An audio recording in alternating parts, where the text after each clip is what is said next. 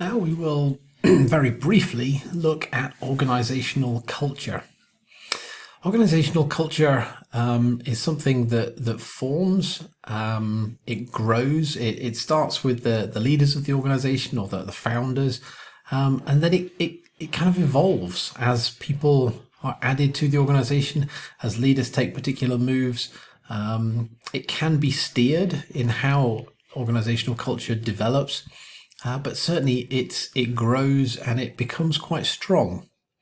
And it has a number of kind of properties to it, which can be very powerful within the organization, sometimes powerfully useful and sometimes powerfully unhelpful.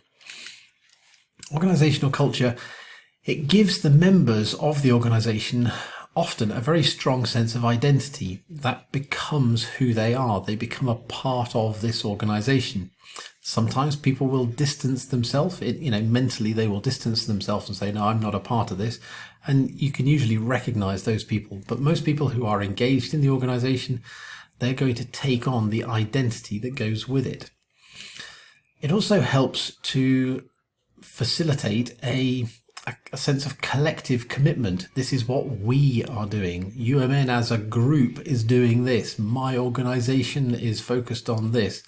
There's very much a collective in there.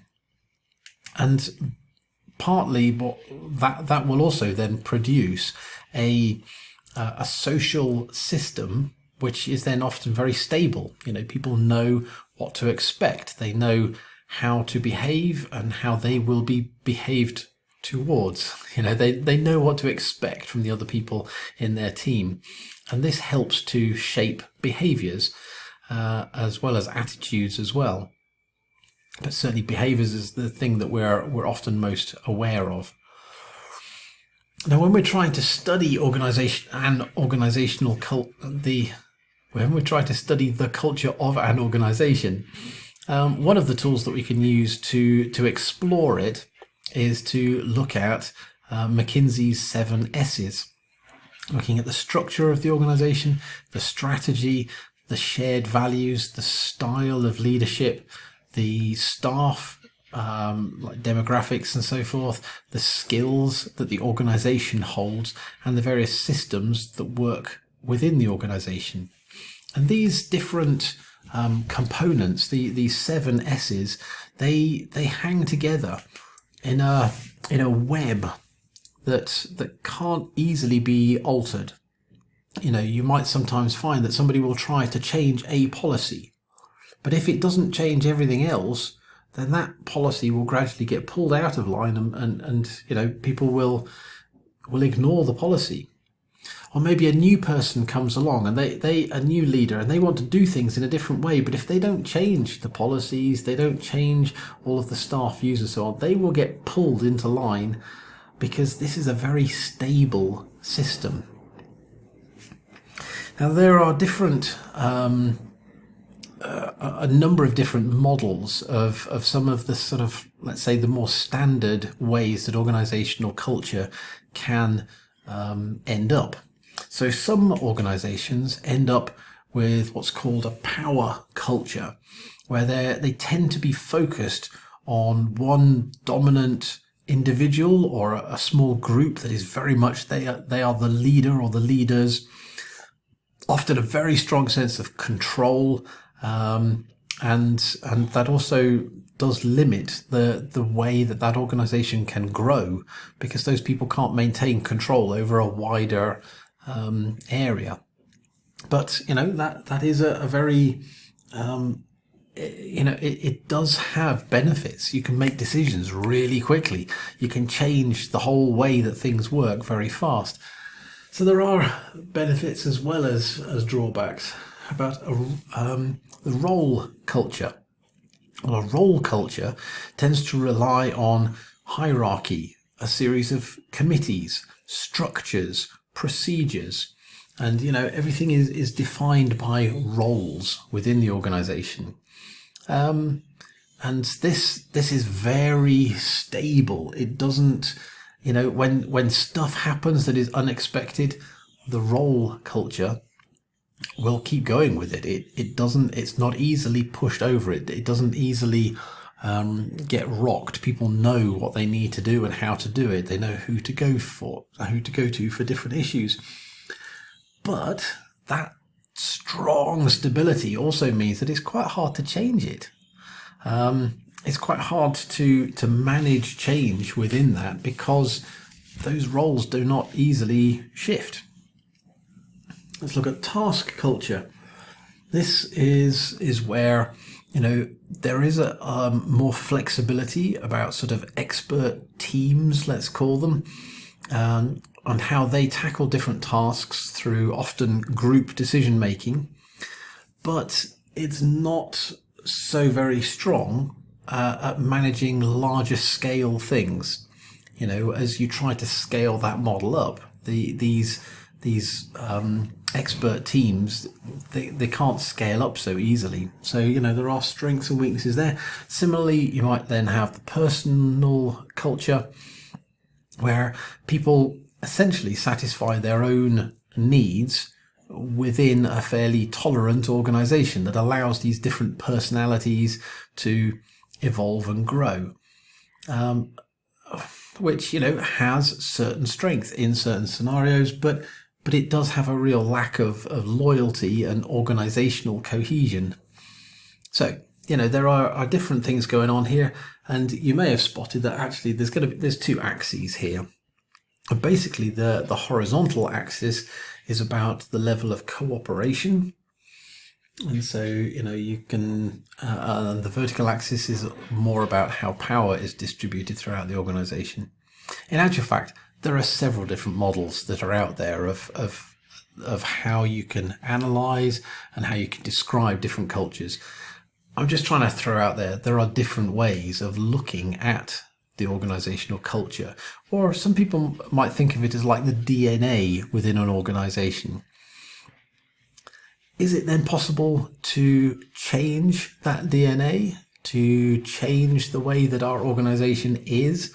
It's not just how it behaves, it's actually how it is. And I think the answer is yes, you can make changes, but it's not easy, because, as we talked about earlier, there's that net effect of all of these different 7S's, and these things, they pull one another into line. So if you try to change just one thing, it will get pulled into line along with everything else, and normality, you'll carry on as you were before.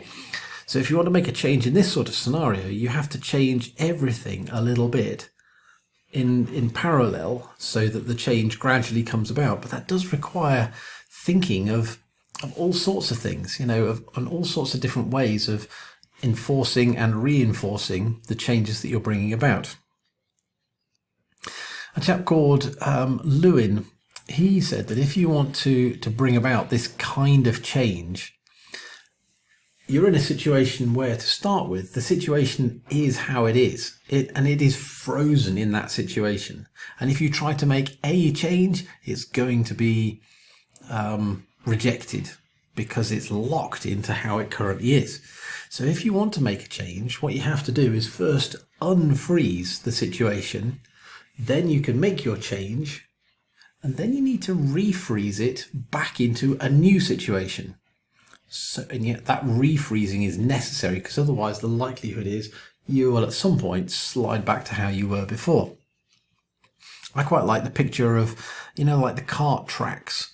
When a cart takes the same path every day, after a while there become these ruts in the road, these tracks where the cart goes. If you want to go in a slightly different way, it's quite difficult, because the cart tends to go in these tracks. So even if you try to do it a bit different, it will still fall back into where it was before.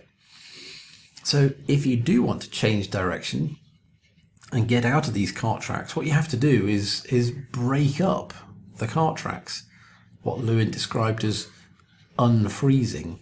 You have to break up the ground. You have to then make that change in direction, and actually you have to then make new cart tracks, even if they're artificial cart tracks to start with, until that habit is built. Because otherwise, if you don't build those new cart tracks, At some point, when there's a bit of pressure on or a bit of insecurity, or maybe the boss is not there for a short time, people will go back to how it was before, because that's what they're more familiar with. And that's that idea of needing to refreeze in the new way. So, if we want to bring about change, it is possible, but it has to happen at multiple levels. We have to be impacting the structure and the systems and the leadership style and the staffing demographics and the skills of the organization, and we have to think about all of these things in parallel. Now, ideally, that will generate a large number of tasks to do. Do you do them all on the same day? No, you probably haven't got time to do all of them on the same day, but you can order that. You can put them into an order, a structured order, where first of all you think about those things which inspire people to change, and we'll call those the leadership tools. Then, after those have been processed and we've done those to-dos first, then we can think about management tools, the stuff that is about informing, putting things into processes, systematizing things. And then when that is complete, when that phase is complete, then we can move on to what are called the power tools, which requires a bit of coercion, or here I've written intimidation. It's about saying, well, if you don't follow the procedure that we have required of you, there will be negative consequences. So what kind of things could fall into here? Well, to start with, in the inspiring, there's going to be stuff about vision, there's storytelling, there's persuasion, conversations, role modeling. It's all the things that leaders are good at. It should then move into things like negotiating, strategic planning, decision making, learning. Then it moves on to building the rituals and the traditions and the management systems which need to be in place for the organization to run smoothly. And then when that is complete, then you can look at controlling systems, incentives, role definitions, hiring and firing, operational procedures, training, promoting. And when that is all complete, then you look at, well, what happens if people don't do what they're told? The coercion. Sometimes commands are necessary, maybe even punishments and threats. And, obviously you hope that you don't have to get to that end. You hope that by starting here and working your way across, you hope that the change will come about. But if you're sensing that the change is not complete, we're not there yet, then you have to keep moving across until you do see the change.